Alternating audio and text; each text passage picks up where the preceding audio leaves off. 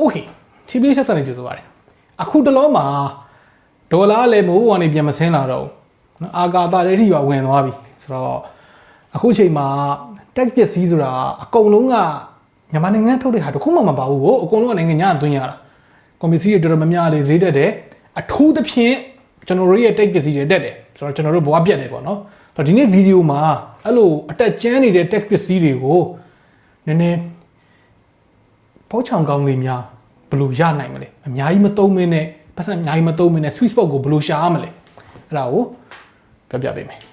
ဆိုတော့ပထမအဆုံးလူတိုင်းနဲ့မစိမ့်နဲ့လူတိုင်းလိုအပ်တဲ့ tech gadget ဖုန်းပေါ့နော်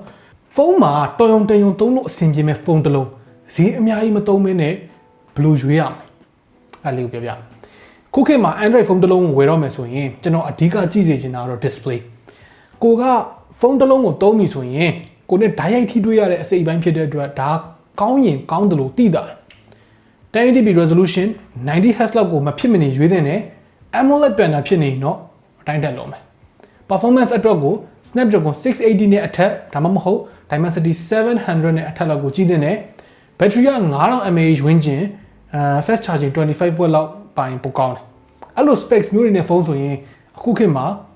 လူငယ်လူကြီးအကုန်လုံးနဲ့အဆင်ပြေလိမ့်မယ်ဥပမာအဖြစ်အကြံပေးရမယ်ဆိုရင် Redmi Note 11တို့ Redmi Note 10တို့အဲ့လိုဖုန်းမျိုး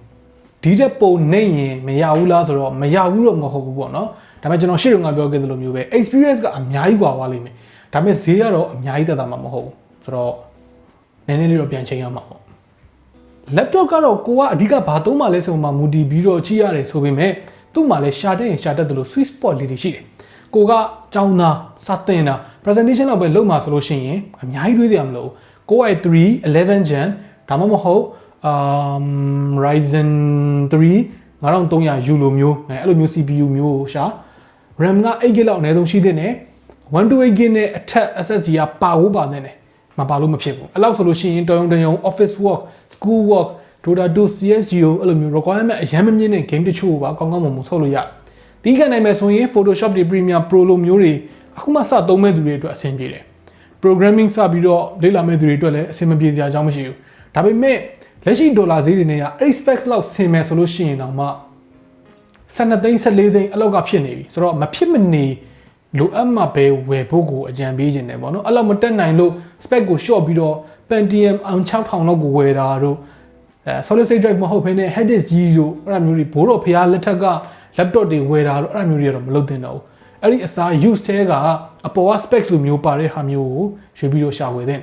ဒါလူတော်များများအတွက်အဆင်ပြေမဲ့ laptop တစ်လုံးမှာရှိတဲ့ specs တွေပေါ့နော် video editing တို့ photo editing တို့ semi professional လောက်ထိသွားခြင်းတယ်ဆိုလို့ရှိရင်တော့ M1 MacBook Air လိုဟာမျိုးဝယ်ဖို့အကြံပေးခြင်းတယ် M1 Air အခုချိန်မှာတော်တော်တန်နေတော့မယ် M2 ကလည်းနည်းနည်းဝယ်တယ်ပြောရမယ်ဆိုတိတ်အဆင်မပြေဘူးပြီးတော့ဒီချိန်မှာ gaming laptop တို့ workstation တို့ဝယ်မဲ့သူတွေကတော့အခုဒေါ်လာဈေးနဲ့ကတော့ကိုဒေါသနဲ့ကိုပဲပေါ့နော် okay ဆိုတော့နောက်ထပ်ပြောပြမယ့် gadget ကနကြက်ဆိုတာကခုခေတ်မှာလူတိုင်းသုံးတဲ့နဲ့မရှိမဖြစ်ရှိတဲ့နဲ့ tech gadget ဆိုတာက lifestyle gadget ပေါ့အဲ့လိုတော့ပြောရမယ် TWS ပဲဖြစ်ဖြစ်ကြိုးတက်နေချက်ပဲဖြစ်ဖြစ်ကိုနဲ့အဆင်ပြေတာဝယ်သုံးအဆင်ပြေတယ်ကြိုးတက်နေချက်တွေမှာဆိုလို့ရှိရင်အဓိကအဖြစ်ပြတ်တက်တာတော့ကြိုးပဲကြိုးလွတ်လာတာနဲ့နေချက်ကိုလွှင့်ပစ်လိုက်ရတာမျိုးတွေရှိတယ်အဲ့ဒါကြောင့်မို့လို့နေချက်ဝယ်တဲ့အခါမှာ1000ဝယ်တဲ့နေချက်တွေထက်ဆိုင်ရင်ကျိုးကိုပါဖြုတ်လဲလို့ရတဲ့ IEM ဝယ်တာရေရှည်မှာပို့ပြီးတော့တွက်ချေကြိုက်တယ်။ तू ကအကြာကြီးလက်ခံတယ်အတန်လည်းအများကြီးပိုကောင်းတယ်။ကိုကနေချက်ကိုအများနဲ့သုံးနေရတဲ့သူဆိုလို့ရှိရင် KZ ADX လိုမျိုး budget IEM တခုအဲ့ဒီကောင်ကိုတော့ရင်းနှီးထားတဲ့တယ်။အဲ့ဒါမျိုးကို3000ဝန်းကျင်နဲ့3နှစ်လောက်သုံးရတယ်ဆိုလို့ရှိရင်1000ဝန်းကျင်တဲ့နေချက်ကို3လတစ်ခါလောက်လဲရတာထက်ဆိုင်ရင်အများကြီးပိုတန်တယ်။ခဏလည်းလဲနေကြမလို့ quality လည်းအများကြီးပိုကောင်းတယ်။အဲ့တခုတော့ရှိတယ် audio file ယောဂထလာပြီးတော့တွင်းနဲ့ကြီးတဲ့ခုံချသွားမယ်ဆိုလို့ရှိရင်တော့ဒါကျွန်တော်လည်းမဆိုင်ကျွန်တော်က entry point လေးကိုပဲပြောပြ okay နောက်ဆုံးတစ်ခုကတော့ smart band ကိုက gym သွားဖြစ်တယ် exercise လုပ်ဖြစ်တယ်ဒါမှမဟုတ်လမ်းလျှောက်တာပဲဖြစ်ဖြစ်အိတ်တာပဲဖြစ်ဖြစ်နှလုံးခုန်လုံးဘာညာတိုင်းတာခြင်းနဲ့သိခြင်းနဲ့ဆိုလို့ရှိရင် smart band တစ်ခုလောက်ကိုတော့ဝယ်ဖို့စဉ်းစားမိလိမ့်မယ် smart band နဲ့မှာတော်တော်လေးတန်ပြီးတော့အဆင်ပြေတာကတော့မီဘန်းနေပဲဒါကတော့အနှစ်အလားဖြစ်လာတာပါเนาะစားထွက်ကလေးကနေအခုချိန်ထိဒီ Mi Band 7 အထိကိုစိတ်မပြတ်စေခဲ့ဘူးဆိုတော့ Smart Band ကညွှန်ရမယ်ဆိုလို့ရှိရင်တော့ Mi Band 7 ကိုပဲညွှန်ကျင်တယ်ကိုကနိုင်နဲ့ပုံစံတူတာမျိုး fashion အတွက်ကိုပါသုံးကျင်တယ်ဆိုလို့ရှိရင်တော့ Mi Band 7 Pro ကြည့်လိုက် သူ့ရဲ့ဈေးနဲ့ကတော်တော်လေးတန်တဲ့အနေထားပဲ review နေရပဲဆိုလို့ရှိရင်လည်းကျွန်တော်တို့ review လုပ်ပေးခြင်းပါသေးတယ်ဆိုတော့အခုချိန်မှာမဖြစ်မနေလိုအပ်တာမဟုတ်ရင်တော့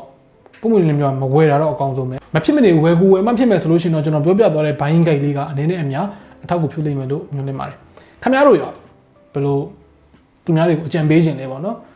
နဲ့ Twitter တဲ့အခါဘောချောင်ကောင်းနှိုက်တဲ့အခါမှာဘယ်အချက်တွေကတည်ထားတဲ့လဲအောက်က comment တွေမှာခင်ဗျားတို့ရဲ့ထင်မြင်ချက်လေးတွေကိုလည်းဝင်ရောက်ဆွေးနွေးခုံလို့ရပါတယ် Okay နောက်နေ့မှတွေ့တော့